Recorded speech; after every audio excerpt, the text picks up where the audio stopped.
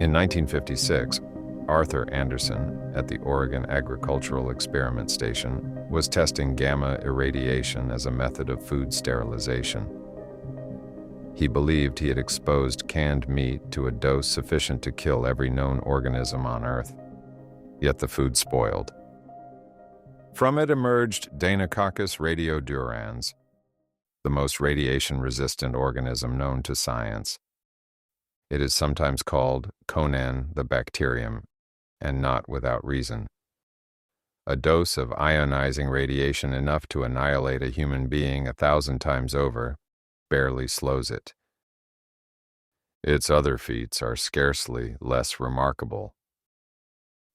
In 2020, researchers showed that clumps of Deinococcus could survive for 3 full years in the vacuum of space aboard the International Space Station, bombarded by cosmic radiation, UV light, and extreme cold.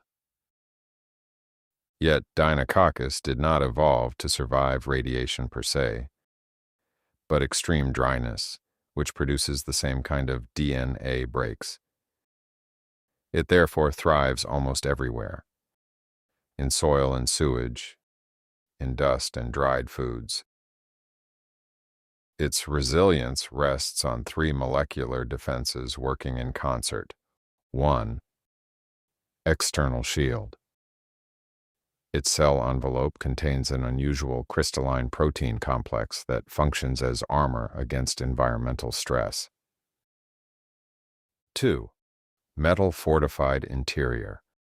When ionizing radiation strikes a cell, it can break the DNA backbone directly. Yet its primary target is water, which makes up most living tissue. When radiation strikes H2O molecules, it ejects high-energy electrons that ricochet through the cell and collide with dissolved oxygen, generating reactive oxygen species. Unstable molecules such as hydroxyl radicals and hydrogen peroxide. These radicals then tear through the cell, stripping electrons from whatever lies closest, especially proteins, which are more vulnerable to oxidation than DNA. Radiation kills not by heat, but by unleashing an invisible cascade of electron theft, a chain reaction that dismantles living systems from within. Deinococcus survives irradiation because its interior is saturated with manganese ions bound to small peptides and phosphate. These complexes neutralize the reactive oxygen that would otherwise oxidize and disable its proteins, including the enzymes responsible for DNA repair. In most organisms, radiation is lethal precisely because it destroys the repair machinery. In Deinococcus, manganese preserves those proteins and the genome can be rebuilt. 3. Multicopy genomes. Most single-celled organisms are haploid, meaning that they carry a single copy of their genome, the complete set of genetic information. Humans and other multicellular life are diploid, with 2 copies in most cells. Deinococcus radiodurans maintains up to 10 full copies, tight-packed into toroidal coils. When radiation shatters the genome into dozens of fragments, Deinococcus uses the undamaged copies as templates to stitch DNA back together with astonishing fidelity. In effect, the bacterium rebuilds its genome as an archivist would restore a damaged manuscript, by comparing surviving copies and reconstructing the original. Deinococcus is not alone. Other organisms inhabit the far edge of life. Cladosporium sphaerospermum, often called Chernobyl fungus, thrives in high radiation environments.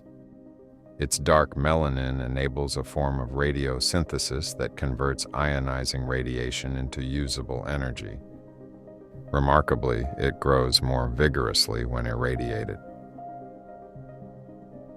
Picrophilus torridus, a microbe native to sulfur-rich volcanic landscapes, flourishes at pH 0, conditions comparable to battery acid, under which most life dissolves.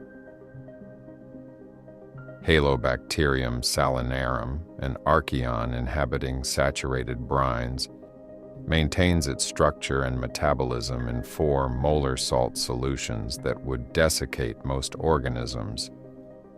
It may even persist for millions of years within salt crystals. Planococcus halocryophilus grows at -25 degrees Celsius, -13 degrees Fahrenheit, in Arctic permafrost, sustaining metabolism in microscopic films of liquid water by producing compounds that function as antifreeze.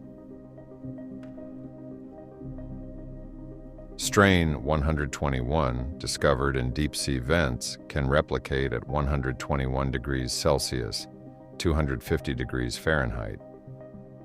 The temperature used for autoclave sterilization, surviving pressures and heat lethal to virtually all other known life. In a biological world shaped by gradients of temperature, salt, and radiation, these extremophiles occupy the far edges of possibility. Most familiar life, including humans, animals, and plants, lies near the center of that distribution, adapted to moderate conditions. At the opposite, more delicate end, stand only a few creatures such as earthworms, amphibian embryos, and certain fragile microbes whose physiology falters under stresses most others easily endure. Scripture intimates that the physical world mirrors the spiritual realm. If that is so, the biological spectrum echoes a greater reality. Just as living organisms vary in their ability to receive, tolerate, or be transformed by energy, intelligences differ in their capacity to grow in spiritual light, the very power by which all things are quickened. At one end of that spectrum stands the Creator, in whom there is no darkness at all. Others love darkness rather than light and drift toward the opposite pole. The diversity we observe in creation becomes then a metaphor.